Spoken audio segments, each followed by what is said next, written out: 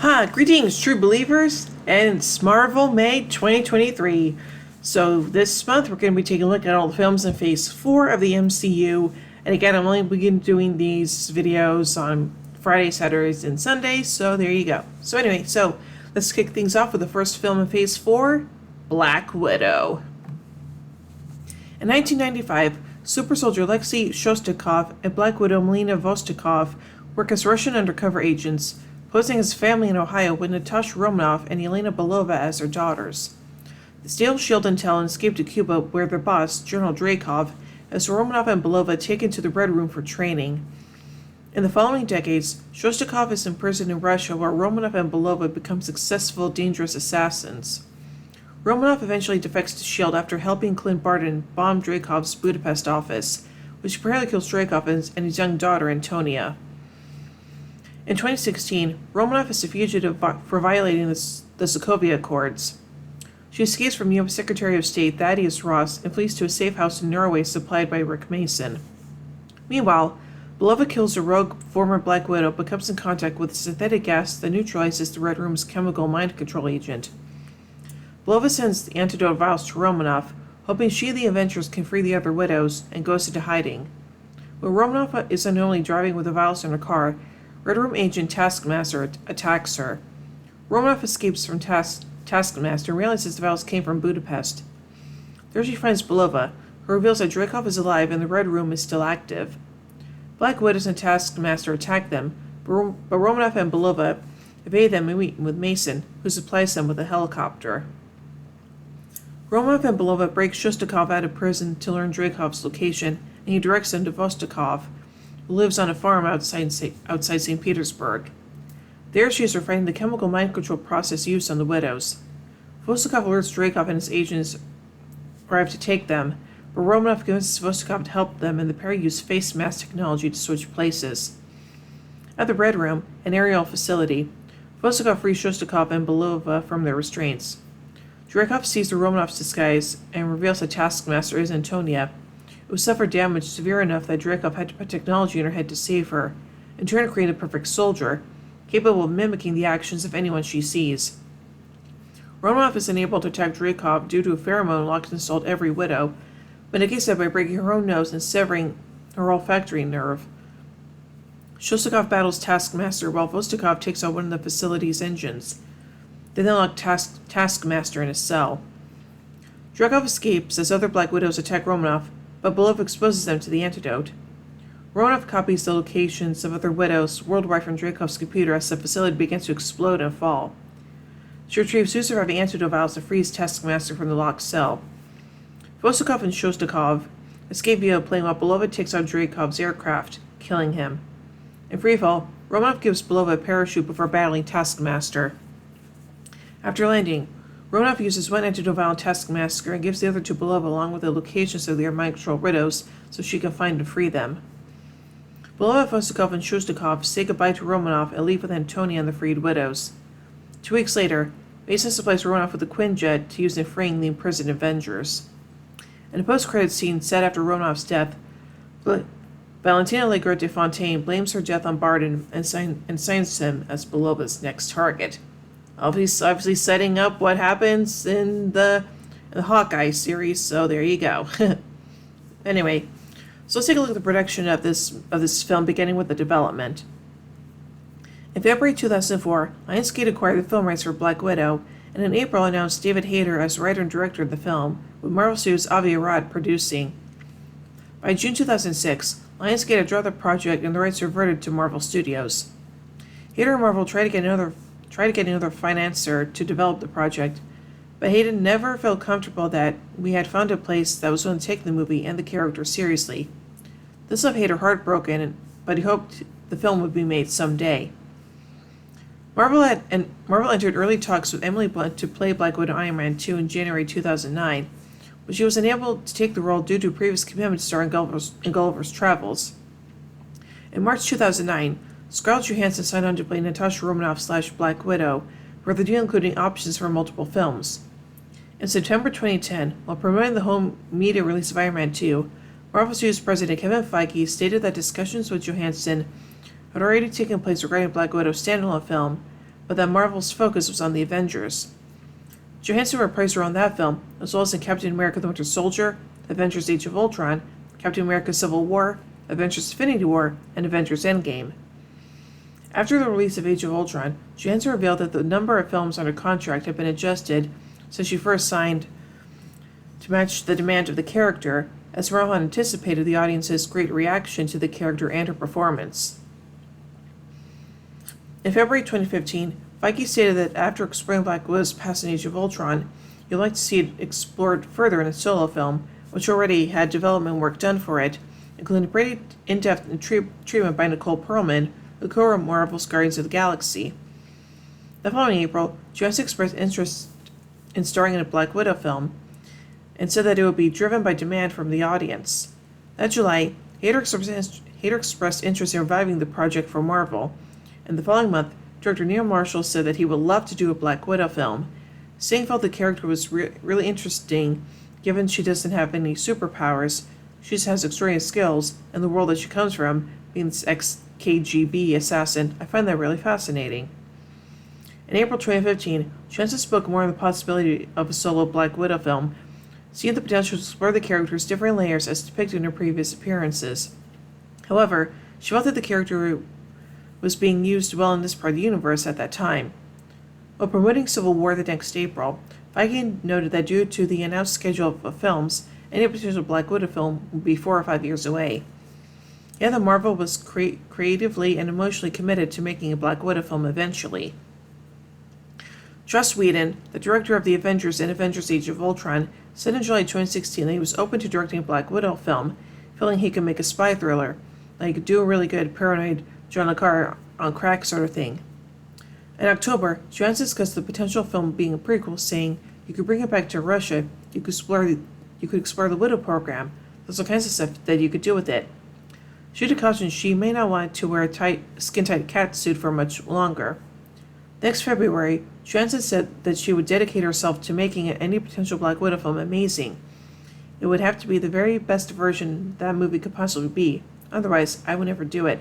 It would have to be its own standalone and its own style and its own story. Due to the development work already done and the public support for Black Widow film, Marvel ultimately decided that the best time to move forward with the project would be at the beginning of the latest phase of the MCU in 2020. Feige met with Johansson to discuss the direction of a solo film in October 2017. Before Marvel began meeting with the writers for the project, including Jack Schaefer and Jessica Gao. Gao's pitch for the film was influenced by Grosse Pointe Blank, in which Romanoff would have been planted in a high school to assassinate a target and then attends a high school reunion 20 years later, and she has to deal with the fallout of this fake identity where she betrayed all these people in high school. It also heavily featured She-Hulk, with Marvel Studios executive Brad Winderbaum feeling Gao was interested in pitching a She-Hulk film that featured Black Widow, rather than focusing on Black Widow. Gao will later become the head writer for the TV series She-Hulk Attorney at Law. Following the Me Too movement, Johansson wanted the film to comment on the movement which saw women supporting each other and coming through these shared experiences of trauma on the other side. Schaefer met with Feige in December and was hired to write the screenplay by the end of 2017. Schaefer and Johansson were set to discuss the direction of the film at the beginning of February 2018. Marvel began meeting with female directors to potentially take on the project, part of a priority push by major film studios to hire female directors for franchises. By the end of April, the studio met with over 65 directors for the project in an extremely thorough search, including Denise Gamzee-Gruben, Chloe Zhao, who went on to direct Marvel's Eternals, Ama Asante, and Lynn Shelton.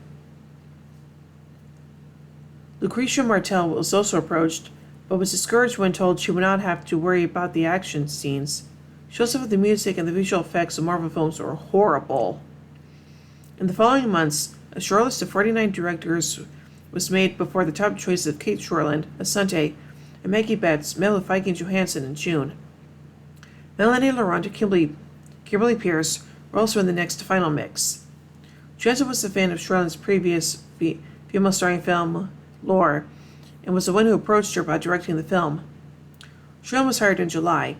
Johansson said Black Widow became more of a reality during the filming of Infinity War, and she was also aware of the character's death in Endgame.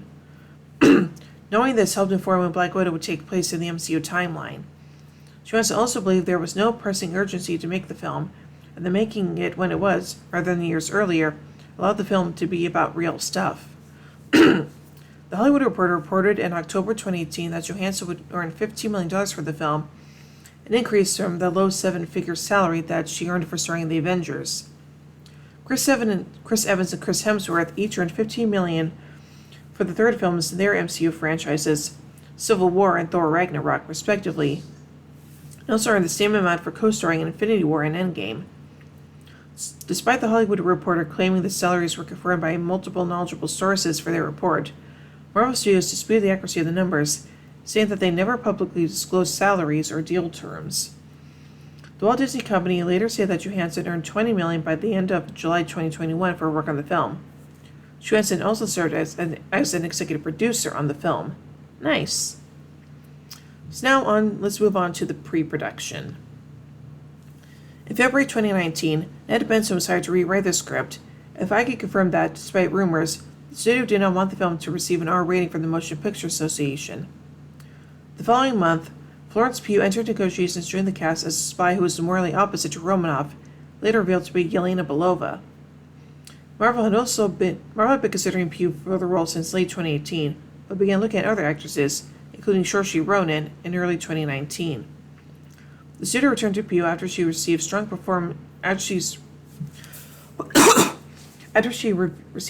reviews for performance in the film Fighting with My Family. Darren Grayson and J.G. Jones, who co-created Belova, had expected to receive $25,000 for appearance in the film due to a 2007 agreement with Marvel Comics, but also received $5,000 due to a provision in the contract which allowed Marvel to reduce creators' payments. After Grayson went public with her claims, Marvel agreed to pay her the remaining amount. In April 2019, Pugh was confirmed to be cast alongside David Harbour, Rachel Weisz, and O.T. Fagbenol, or however that's pronounced, sorry. Sharon said the film would not be an origin story despite being a prequel to Infinity War and Endgame, as Feige felt that would be expected of a prequel and decided to move in the opposite direction of that idea. Feige likened the film to the television series Better Call Saul, which is a prequel to the series Breaking Bad, because it was a wonderful example of a prequel that almost completely stands on its own, but informs you about so many things that you didn't know about before. Charlotte acknowledged Romanoff's death in Endgame and the fact that some fans were upset that she did not receive a funeral in that film, but said the character was private and did not know many people, so she would not have wanted a funeral. However, Black Widow allowed the ending to be the grief the individuals felt, rather than a big public outpouring. Eric Pearson is credited as the screenwriter for Black Widow, with Schaefer and Benson receiving story credit. The film was mostly set between the main plot of Captain America Civil War and the film's final scene, in which the Avengers escape from prison. Johansson and Feige felt setting the film after Civil War was the best place to start, because it's the first time that Romanoff is on her own and not tied to a larger organization. A version of the script from before Pearson joined had included a scene from Civil War between Romanoff and Robert Downey Jr.'s Tony Stark / Iron Man, and Downey was reported to be appearing in the film. But Charlotte and Feige decided against adding Stark or any other heroes to the film in order for Romanoff to stand on her own, and it was determined that the scene did not add anything new. The story sees Romanoff confronting Dreykov, the head of the Red Room, which Johansson explained that she is running away from that trauma of her past, only for her sister, Belova, to force her to come to terms with that and face it in the film. Johansson added that these ideas were relevant to real-world events in the time the film was being made, and she was grateful to have the film comment on these. The film begins with an opening credit sequence designed by Perception, which uses flashbacks to the Red Room and pictures of Dreykov. And Feige explained that Shoreland wanted to tell the story of what Dreykov is responsible for at the beginning of the film. The scene at the end of the film in which Thaddeus Ross pursues Romanoff was deliberately left unresolved. Shoreland wanted to leave the audience on a high, questioning how Romanoff escapes rather than exhaust them with another fight. And now on to the filming. Principal photography began on May 20th, 2019 in Norway. Shoreland wanted the film to have parallel at its heart and be really emotional but also story-driven. She took inspiration from films like How to Train Your Dragon, No Country for Old Men, and Thelma and Louise, as well as Captain America the Winter Soldier. Charlotte also looked at combat films and ones with armies and militia, allowing her to image females in those roles to help translate that to Black Widow. She referenced fight scenes involving female characters in Alien and the Terminator franchise, and wanted the film's fights to resemble real fights rather than wrestling matches. Earlier reports suggested that Rob Hardy would be the film's cinematographer, but he left the production before filming began. Gabriel Beristain served as cinematographer instead, had previously done so for the Marvel one-shot short films Item 47 and Agent Carter, as well as the television series Agent Carter. Beristain was initially not credited in the film's trailers, as pointed out by Jeff Snyder of Collider. I wondered if contractual obstacles were to blame for Marvel not crediting the cinematographer at that point. Stanley found the Beristain would be credited in marketing materials leading up to the film's release, and he was confirmed in the role in the film's press advance. Beristain later confirmed he came as production had already began to move to London, opting to leave a television directing job so he could be the main cinematographer of in a Marvel Cinematic Universe film for the first time, having contributed additional photography for Iron Man and 6 other films. Sean preferred to be separate to the technical equipment and also prioritized natural lighting, which provided a challenge in having to match the light of the location shoots in the additional photography filmed in Los Angeles. The naturalistic approach was also reflected in preferring lighting from outside, or to strong diffusion in interior scenes for the same effect. An anamorphic format was chosen to highlight the expansive movements and landscapes, characters transitioning from the background to the foreground, across the screen in an elegant, majestic way, and filming those was held by using an extension system that split the camera's image sensor from its body. The production moved to Pinewood Studios in London in early June, with Ray Winstone joining the cast later that month. Shooting took place in mid-July at Hinkley Common in Surrey, England, under the working title Blue Bayou. The site was made to look like a Russian farmstead, with had helicopter crash sites.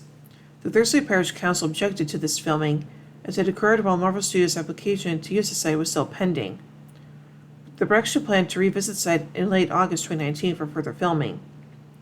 Black Widow was officially announced at the 2019 San Diego Comic-Con later in July, with the release date of May 1st, 2020, reeled alongside roles for some of the new cast members.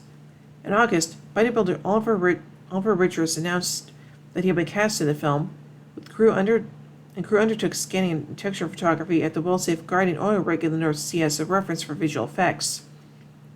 13 BMW X3s were used to create the car chase sequence involving Romanov and Belova in Budapest, with the crew often switching off the electronic stability control and safety assistance functions to fit with the script, as well as swapping the X3's electronic parking brake for a hydraulically actuated one.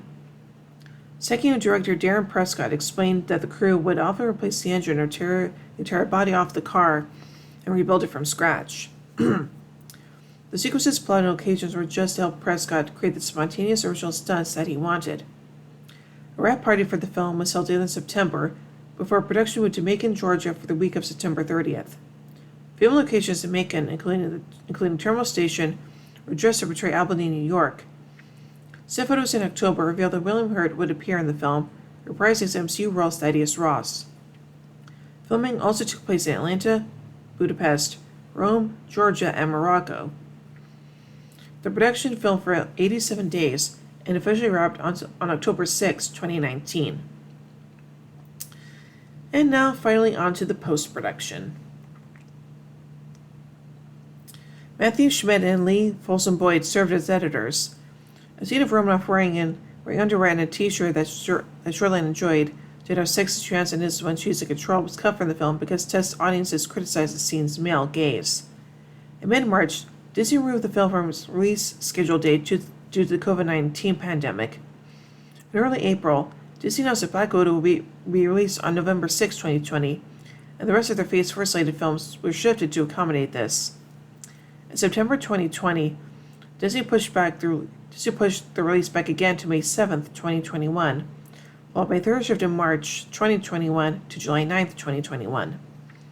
In April 2021, Following Julia Louis-Dreyfus's appearance as Valentina Allegra de Fontaine in the Marvel Studios television series The Falcon and the Winter Soldier, Jenna Robles of Vanity Fair reported that Louis-Dreyfus had been expected to first appear in Black Widow before its delays pushed the film's release to after the series premiere on Disney+. Feige later confirmed this, with Black Widow's post-credits scene originally intended to be the introduction of the character, but now acting as a reference to her appearance in The Falcon and the Winter Soldier. He said this was the only change to Marvel's Phase 4 plans that was forced by the pandemic. The post-credits scene was added after Hawkeye showrunner Jonathan Eagle expressed interest in having Elena Belova in his show, and Eric Pearson was asked to write it without knowing the character revealed as her target. Sherlin said in May that the film had been completed a year prior and had not been altered despite the release delays. The use of the film revealed that Olga Kurylenko portrays Antonia Dreykov / Taskmaster in the film. Kurylenko's involvement was excluded from the film's marketing. Visual effects vendors included Cinecide, Digital Domain, Industrial Light and Magic, Mama Studios, SS VFX, Scanna VFX, Trister, and Weta FX. Digital Domain completed approximately 320 visual effects shots for the film, with work split between its offices in Los Angeles, Montreal, and Vancouver. It was primarily responsible for the final battle sequence and creating the Red Room, an urban fortress hidden in the clouds. The team took inspiration from architecture in the Soviet era, in addition to incorporating brutalist architecture, and had to plan major aspects of the sequence, such as lighting, atmosphere, and the altitude. A combination of practical and visual effects were used to create the sequence. Actors and stunt performers were filmed in a wind tunnel against blue screens, while being held aloft using wires and mechanical arms.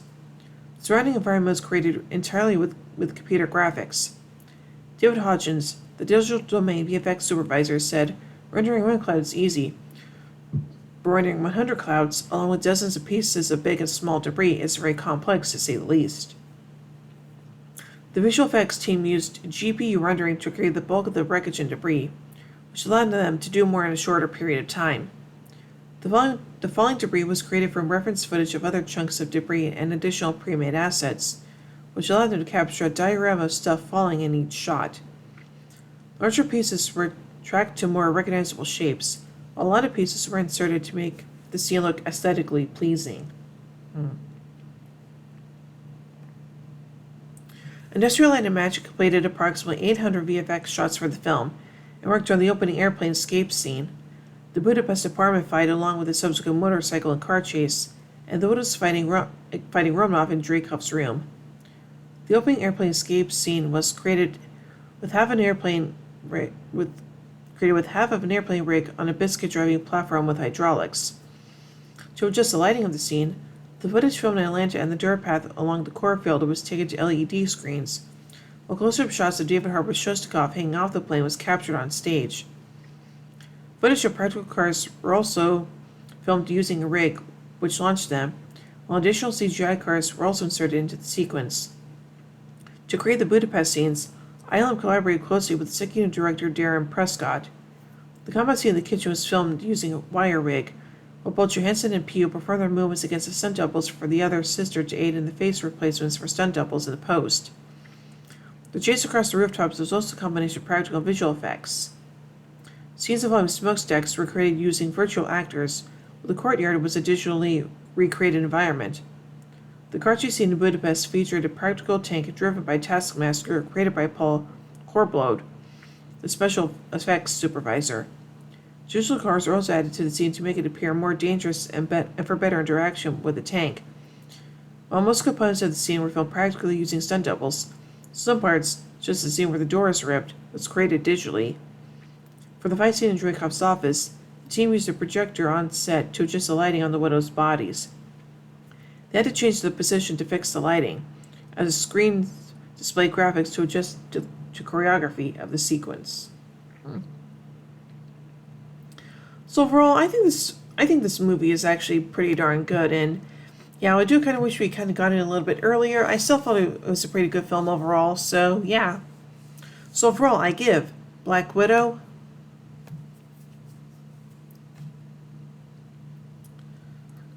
let's see, what should I give it? I'll give it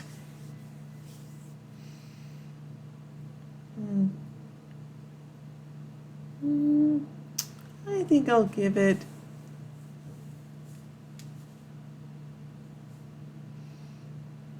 4 Captain America shields out of 5. So yeah, that's gonna be my rating system. I forget what the old one was, but yeah. So anyway, So 2 more as we take a look at the next film, Shang-Chi and the Legend of the Ten Rings. So until then, in the words of the late great Stan Lee, Excelsior!